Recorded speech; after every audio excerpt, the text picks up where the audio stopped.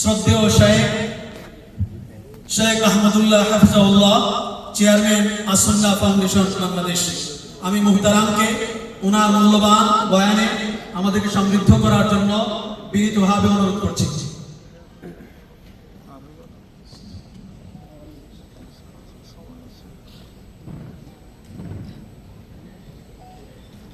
আসসালামু আলাইকুম ওয়া রাহমাতুল্লাহি ওয়া বারাকাতুহু।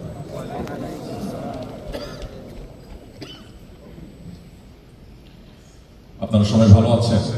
আলহামদুলিল্লাহ আলহামদুলিল্লাহ সুম্মা আলহামদুলিল্লাহ। আলহামদুলিল্লাহ আলহামদুলিল্লাহ নাহমাদুহু ওয়া নাস্তাঈনুহু ওয়া নাস্তাগফিরুহু ওয়া নু'মিনু বিহি ওয়া নাতাওয়াক্কালু আলাইহি ونعوذ بالله من شرور أنفسنا ومن سيئات أعمالنا من يهده الله فلا مضل له ومن يضلله فلا هادي له وأشهد أن لا إله إلا الله وحده لا شريك له وأشهد أن محمدا عبده ورسوله أرسله بالحق بشيرا ونذيرا وداعيا إلى الله بإذنه وسراجا منيرا. أما بعد، فقد قال الله تبارك وتعالى: أعوذ بالله من الشيطان الرجيم، إنما المؤمنون إخوة فأصلحوا بين أخويكم واتقوا الله لعلكم ترحمون. وعن النعمان بن بشير رضي الله تعالى عنه عن النبي صلى الله عليه وسلم أنه قال: مثل المؤمنين في توادهم وتراحمهم وتعاطفهم مثل الجسد إذا اشتكى منه عضو تداعى له سائر الجسد بالسهر والحمى أو كما ورد في الحديث. সমরি মসজিদ কর্তৃক আয়োজিত কোরিয়ার সিউলে আজকের এই প্রবাসী বাংলাদেশি কমিউনিটির অসাধারণ আয়োজনের সম্মানিত সভাপতি, উপস্থিত কমিউনিটির বিভিন্ন সেক্টরের বিভিন্ন মসজিদের বিভিন্ন কমিউনিটির নেতৃবৃন্দ, উপস্থিত আমার প্রাণপ্রিয় কোরআন এবং হাদিস প্রেমী ভাইয়েরা এবং পর্দার আড়ালে থাকা আমার মা বোনেরা, আল্লাহ রাব্বুল আলামিন আমাদেরকে প্রিয় মাতৃভূমি থেকে হাজারো কিলোমিটার দূরেও কোরআন এবং হাদিসের কথা শুনবার জন্য, কোরআন এবং হাদিসের আলো দ্বারা আলোকিত হওয়ার জন্য একত্র হওয়ার তৌফিক দান করেছে। এই জন্য রব্বে কারীমের কাছে শুকরিয়া জানাই, আলহামদুলিল্লাহ। আলহামদুলিল্লাহ। সম্মানিত উপস্থিতি, এবছর আপনাদের সূচকের বন্ধ বেশ বড়। অনেকেই দেশে গেছেন, লম্বা ছুটিকে অনেকে অনেকভাবে সদ্ব্যবহার করবার চেষ্টা করেছেন। যারা এখানে আছেন, আপনারা কষ্ট করে আপনাদের মূল্যবান সময় থেকে কিছু সময় বের করে কোরআন এবং হাদিসের কথা শোনার জন্য সমবেত হয়েছেন। রব্বে কারীমের দরবারে দোয়া করি আল্লাহ তাআলা আমাদের সবারই আশা, বসা এবং কথা বলা এবং শোনাকে কবুল এবং মঞ্জুর করুন।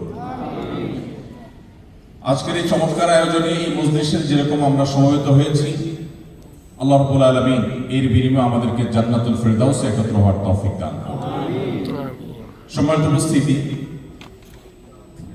কোরিয়ার মাটিতে সমরি মসজিদ কর্তৃক আয়োজিত এটি তৃতীয় বার্ষিক সেমিনার। এই ইসলামিক আয়োজন এটি ধারাবাহিকভাবে তৃতীয়তম অনুষ্ঠানে গড়িয়েছে আপনাদের সর্বাত্মক সহযোগিতার ফলে, এবং এই ধরনের আনুষ্ঠানিকতা এবং এই ধরনের আয়োজন এটাকে টিকিয়ে রাখা, বাঁচিয়ে রাখা আমাদের প্রত্যেকের কর্তব্য। কারণ মাল্টিকালচারাল সোসাইটিতে, যে সোসাইটিতে বিভিন্ন ধর্মের, বিভিন্ন বর্ণের, বিভিন্ন দেশের মানুষ বসবাস করে, এরকম জায়গায় মুসলিম আইডেন্টিটি, নিজেদের যে সংস্কৃতি, নিজেদের যে পরিচয়, এটাকে যদি হারিয়ে যাওয়ার হাত থেকে রক্ষা করতে হয়, আত্মপরিচয়কে যদি ধরে রাখতে হয় তাহলে সেক্ষেত্রে এই ধরনের আয়োজনের কোনো বিকল্প নেই। আমরা জানি একটা সময় এখানে এই দেশে আমাদের ভাই বোনেরা অনেকেই বিভিন্ন রকমের হারাম অনুষ্ঠান, হারাম আয়োজনের মধ্যে হারিয়ে যেতেন।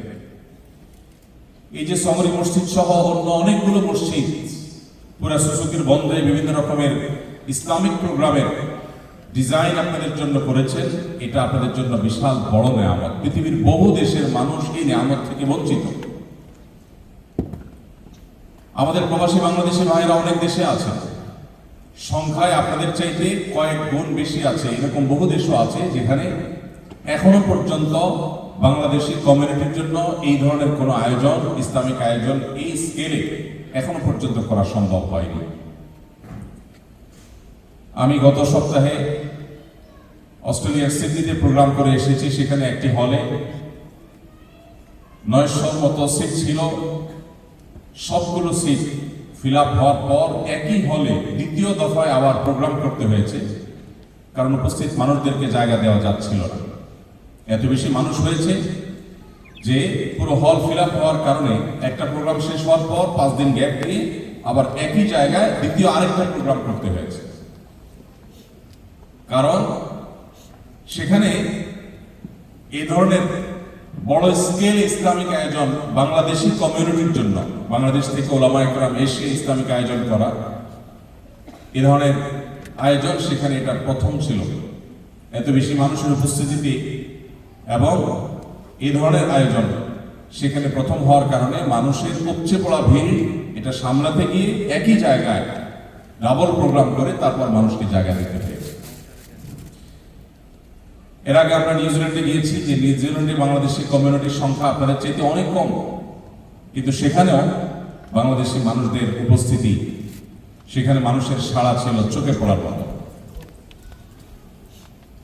আজকের যে আয়োজন সমরে মসজিদ থেকে যে আয়োজনটা গত 2 বছর ধারাবাহিকভাবে করা হচ্ছে, শেখ মিজানুর রহমান আজহারী হাফিজাহুল্লাহ শত ব্যস্ততা, শত কাজের চাপ সবগুলোকে ফেলে রেখে আপনাদের ডাকে সাড়া দিয়ে এসেছেন। আমি আমার আসুন্নাহ ফাউন্ডেশন সহ আরো ব্যক্তিগত কাজকর্ম সবকিছুকে একপাশে ফেলে রেখে আমি এসেছি। উদ্দেশ্য যে কোরিয়াতে আমার প্রবাসী বাংলাদেশি ভাইরা বোনেরা যারা আছেন, তাদের ঈমান, তাদের আমল, তাদের আত্মপরিচয়, তাদের আইডেন্টিটি যেন এখানে হারিয়ে না যায়, যেন তারা অ্যাজ এ মুসলমান তাদের আইডেন্টিটিকে ধারণ করে টিকে থাকতে পারে। এবং এই ক্ষেত্রে আমাদের আশার মাধ্যমে যদি আপনাদের মোটিভেশন, আপনাদের ইন্সপিরেশন, আপনাদের যে উৎসাহ উদ্দীপনা দিন এবং ইসলামকে ধারণ করবার ক্ষেত্রে তা একটু যদি বাড়ে, সেটাই এই প্রোগ্রামের সবচেয়ে বড় সার্থকতা। অতএব এই ধরনের প্রোগ্রামকে বাঁচিয়ে রাখাটা আমাদের সবার কর্তব্য। আমরা সবাই চেষ্টা করবো তো ইনশাআল্লাহ। প্রতি বছর এই ধরনের প্রোগ্রাম বারবার হতে হবে। অন্যান্য ওলামা একরাম আসবেন, আগের বছর আরো অন্য আলেমরা আসবেন, কিন্তু আপনাদেরকে এই ধরনের আয়োজন ধরে রাখতে হবে।